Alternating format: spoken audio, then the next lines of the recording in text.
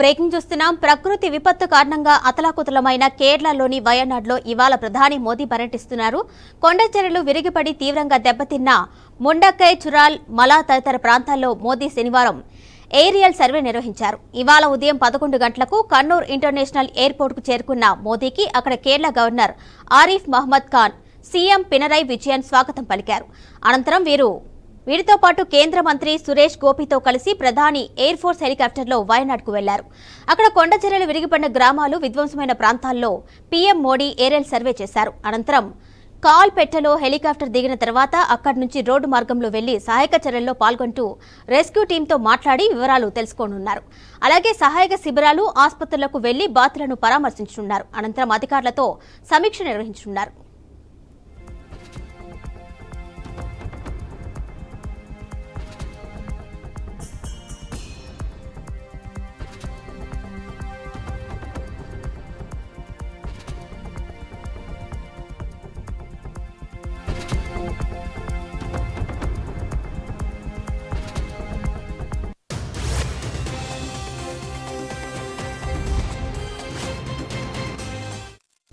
ప్రకృతి విపత్తు కారణంగా అతలాకుతలమైన కేరళలోని వయనాడ్లో ఇవాళ ప్రధాని మోదీ పర్యటిస్తున్నారు. కొండచర్యలకు విరిగిపడి తీవ్రంగా దెబ్బతిన్న ముండక్కై, చురాల్, మలా తదితర ప్రాంతాల్లో మోదీ శనివారం ఏరియల్ సర్వే నిర్వహించారు.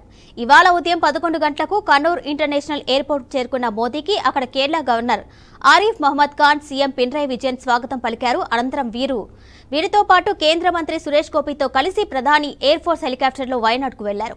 అక్కడ కొండచర్యలు విరిగిపడిన గ్రామాలు, విధ్వంసమైన ప్రాంతాల్లో పీఎం మోడీ ఏరియల్ సర్వే చేశారు. అనంతరం కాల్పెట్టలో హెలికాప్టర్ దిగిన తర్వాత అక్కడి నుంచి రోడ్డు మార్గంలో వెళ్లి సహాయక చర్యల్లో పాల్గొంటున్న రెస్క్యూ టీంతో మాట్లాడి వివరాలను అడిగి తెలుసుకోనున్నారు. అలాగే సహాయక శిబిరాలు, ఆసుపత్రులకు వెళ్లి బాధితులను పరామర్శించనున్నారు. అనంతరం అధికారులతో సమీక్ష నిర్వహించనున్నారు.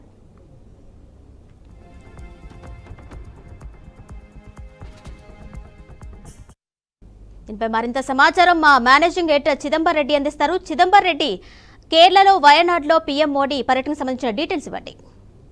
అయితే మొత్తానికి మనం చూస్తున్నాము, గత వారం ఏదైతే వయనాడ్లో ఈ కొండచర్యలు విరిగిపడి మొత్తం ఒక ప్రాంతాన్ని మొత్తాన్ని బురదమయం చేయడం కానివ్వండి, అక్కడ ఉన్న ప్రాంతాన్ని మొత్తం తుచ్చిపొట్టిపోయేంత స్థాయిలో అక్కడ ఒక నేషనల్ కెలామిటీ జరిగింది. ఆ తర్వాత ఎప్పటికప్పుడు కేరళ గవర్నమెంట్ దాన్ని సమీక్షించడంతో పాటు అక్కడ ఉన్న వాళ్ళందరికీ, శరణార్థులందరికీ ఎప్పటికప్పుడు వాళ్ళకి అవసరమైన కార్యక్రమాలను చేసి వచ్చారు. బట్ అయితే ఇవాళ పీఎం మోదీ డైరెక్ట్ గా ఆ ప్రాంతాన్ని సందర్శించడానికి వెళ్ళడం కానివ్వండి, ఆ వెళ్లే క్రమంలో ఇప్పటిదాకా తీసుకున్న జాగ్రత్తలు, ఇప్పటిదాకా చేసిన కార్యక్రమాలతో పాటు ఫర్దర్ గా ఏం చేయబోతున్నారు, ఎందుకంటే ఆ ప్రాంతం మొత్తం తుడిచిపెట్టిపోయే పరిస్థితి లాగా మనకు కనిపించిన నేపథ్యంలో చాలా మంది అక్కడ నిరాశ్రయులయ్యారు. వాళ్ళకి సంబంధించిన వాళ్ళకి అంటే ఎలాంటి ఏర్పాట్లు చేశారు, అక్కడ ఆ శిబిరాల్లో ఎలాంటి భోజనాన్ని అందిస్తున్న విషయం కనుక్కోవడంతో పాటు ఫర్దర్ గా ఏం చేయాలి. ఎందుకంటే మనం ప్రతి సందర్భంలో చూస్తున్నాము, ఎప్పుడు వర్షాకాలం వచ్చినా సరే దేశవ్యాప్తంగా జరిగే ఇలాంటి నేషనల్ కెలామిటీలో ఎక్కువ శాతం కేరళ దానివల్ల ఎఫెక్ట్ అవుతుంటుంది. అందులో ముఖ్యంగా చూస్తే మాత్రము ఈ కొండచర్యలు విరిగిపడడం కానివ్వండి, అక్కడ ఉన్న ఆ ప్రాంతంలో లోయ ప్రాంతంలో ఉండే వాళ్ళు చాలా ఎక్కువ ఇబ్బంది పడుతుంటారు. ఈసారి కూడా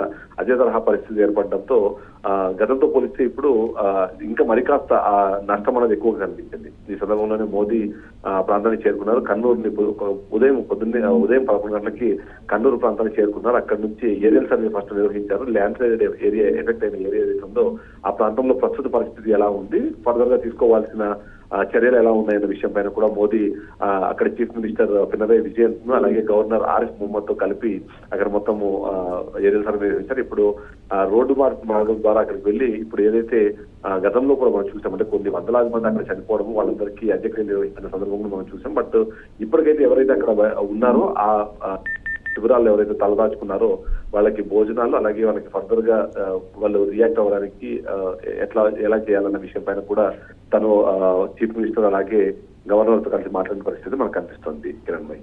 right Chidambar Reddy, thank you.